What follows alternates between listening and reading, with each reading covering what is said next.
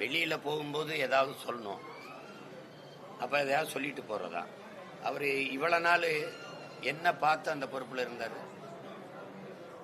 கட்சியை விட்டு போகும்போது சாதி தெரியுது, அதுக்கு அந்த விலகிறதுக்கு முதல் நாள் வரைக்கும், முதல் நொடி வரைக்கும் என்னவா இருந்தாரு? அந்த பொறுப்புல இவ்வளவு நாள் இருந்தாரே, என்னவா இருந்தாரு? சாதி பார்த்து தான் 22 தொகுதி பொது தொகுதியில் ஆதி தமிழ் குடிகளை நிறுத்திச்சா கட்சி. சாதி பார்த்து தான் 2021 16 தொகுதியில பொது தொகுதியில நிறுத்திச்சா கட்சி. இதெல்லாம் விளையாட்டு பண்ணிட்டு கூடாது. சும்மா போறவங்க ஒரு ஏதாவது ஒண்ணு சொல்லணும்ல, இல்ல நல்ல கட்சி, அருமையான கட்சி, அது ஆனா அப்படின்னா ஏன் வெளியில வந்தீங்கன்னு கேட்பீங்கல்ல. இன்னும் சீமான் சரியில்லை, அது கட்சி சரியில்லை, ஏதாவது வெளியில போகும்போது ஏதாவது குறை சொன்னா தானே தம்பி அருமையான கட்சி, நல்ல சீமான் வந்து அவர் மாதிரி ஒரு ஆள் இல்லைன்னா அப்புறம் எங்க வெளியில வந்தீங்கன்னு கேட்பீங்கல்ல.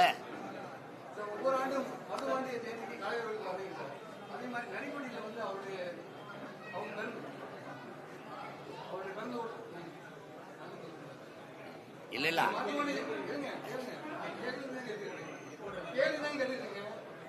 இல்ல இல்ல அது அவர் சொல்றது என்னன்னா, அது நீங்க தனியா என்கிட்ட கேளுங்க.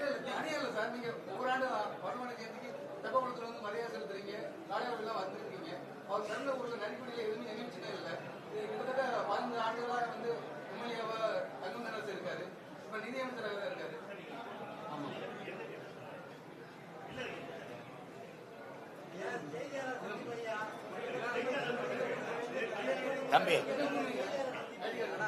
நீங்க நீங்க என்ன கேட்க வரீங்க? நம்ம பாட்டனுக்கு பிறந்த ஊர்ல நினைவிடம் இல்ல, அது ஏன் அவங்க கட்டலைன்னா அவருடைய பேரை நான் வந்து கட்டணுங்கிறதுக்காக அது காத்திருக்கு, நான் வந்து கட்டுவேன், நீங்க விட்டுங்க. வேற ஏதாவது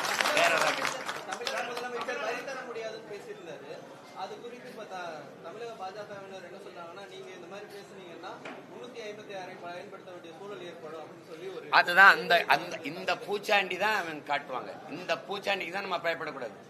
நீ 356 தூக்கி நீ கலைச்சு விடு.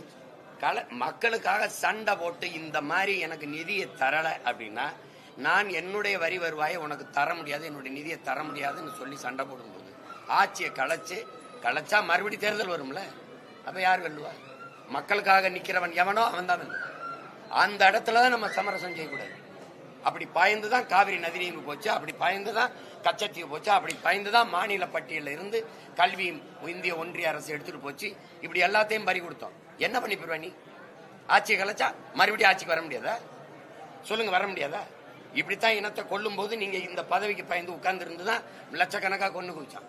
போயா அப்படின்னா மறுபடியும் மக்கள் தேர்வு செய்வான். அவ்வளவு மானம் கட்ட, உணர்வு கட்ட, ஒரு அறிவு கட்ட மக்கள் கிடையாது இவன். தன்மானமுக்கு ஒரு இனம். அப்ப நீ எனக்கு காசு கேட்டா கொடுக்க மாட்ட, பதவி ஆட்சியை கலைச்சு விடுவ. சுத்த ஒத்த ஓட்டு வாங்க முடியாது நீங்க கலைச்சு விட்டீங்கன்னா பிஜேபி. அந்த இடத்துல திமிரா நிக்கணும், கலைச்சு விட்டு பாப்போம்னு சொல்லணும். என்ன மாதிரி கலைச்சிரு பாப்போம். தேசிய ஒருமைப்பாட்டுக்கு எதிரானதே பிஜேபி காங்கிரஸ் தாங்க. நீ யார கேட்டு இந்தி பேசுறவன் நாடா இது? உங்ககிட்ட கேட்கிறேன், இந்தி பேசுற மக்களின் நாடா இது இருந்ததா? நாங்கெல்லாம் வந்து குடியேறணுமா? என்ன பேச்சுது? பல மொழி பேசும் மக்களினுடைய நாடு இது, தேசம் இது. வெள்ளக்காரன் அவன் வசதிக்கு சேர்த்து ஒரு நிலப்பரப்பை கட்டி இந்தியான்னு ஒரு பேரை வச்சுட்டு போனான். அந்த விடுதலைக்கு வந்து இந்திய பேசக்கூடிய ஒன்றை கொடுத்துட்டு போயிட்டான். கெடுவாய்ப்பா நீ பிடிச்சுக்கிட்டு அதிகாரத்தை வச்சுக்கிட்டு ஆடிக்கிட்டு இருக்க. நீ ஒரு 4 மாநிலத்தில் பேசுவானா? முதல்ல இந்தி 4 மாநிலத்தில் தாய்மொழியா இருக்கா? ராஜஸ்தான் வேற, பீகாரில வேற, பஞ்சாப்ல வேற, மகாராஷ்டிரால வேற. சும்மா இந்தி இந்தி இந்தின்னு போட்டு பேசிக்கிறது. நீ தான் பிரிவினையை தூண்டுற. என் வரி எடுத்துட்டு வச்சுட்டு எனக்கு தரமாட்டேங்கிறது தேசப்பற்ற உருவாக்குமா தம்பி? சொல்லுங்க தம்பி. இந்தியாவின் வருவாயில 2வது இடத்துல இருக்கேன் நான். வருவாயை பிறகு முதல்ல மகாராஷ்டிரா, 2வது நான், 3வது கர்நாடகா. என் காசு எடுத்து வச்சுட்டு எனக்கு தரமாட்டேன்னு சொல்ற நீ தேசிய ஒருமைப்பாட்டை சிதைக்கிறியா? பிரிவினையை தூண்டுறியா? தேசப்பற்ற சீர் உழைக்கிறியா? நாங்க உழைக்கிறோமா? அந்த காலத்துல இருந்து தராத போதும் சாய்த்து கொண்டு வரியை கட்டிக்கிட்டு இருக்கோம். நீ காவிரி நதிநீர் வாங்கி தர உனக்கு துணிவுல துப்பு இல்ல. ஒரே நாடு, ஒரே ரேஷன் கார்டு, ஒரே தேர்தல், ஒரே வரி, இதெல்லாம் சொல்ல உனக்கு வெக்கமா இல்ல?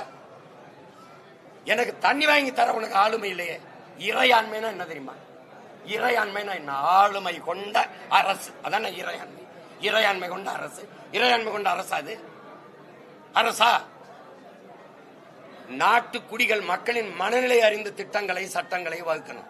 சும்மா அதை வச்சு கட்டாயமா ஏற்கனம்னா அது சர்வாதிகாரம் அல்ல, கொடுங்கோன்மை. கொடுங்கோன்மை சும்மா வந்துகிட்டு தர முடியாதுங்கிறது, வரிய தர முடியாது. காவிரி நதிநீர் உரிமையில ஆளுகிற பாஜகவினுடைய நிலைப்பாடு என்ன? கச்சத்தீவு மீட்பில் உன் நிலைப்பாடு என்ன?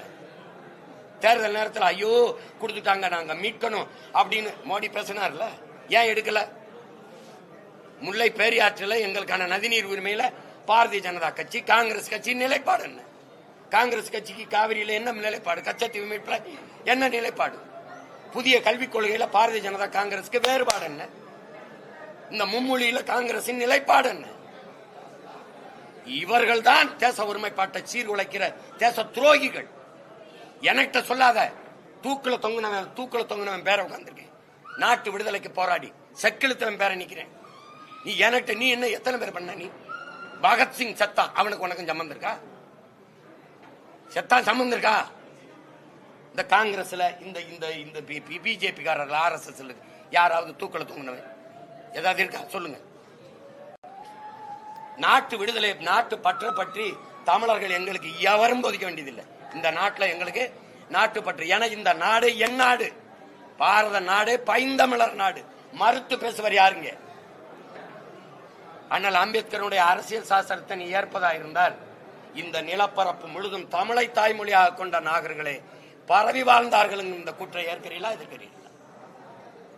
சும்மா வந்துகிட்டு எங்களை தேச துரோகிங்கிறது அதுங்க. நான் கேட்கறது என் உரிமை.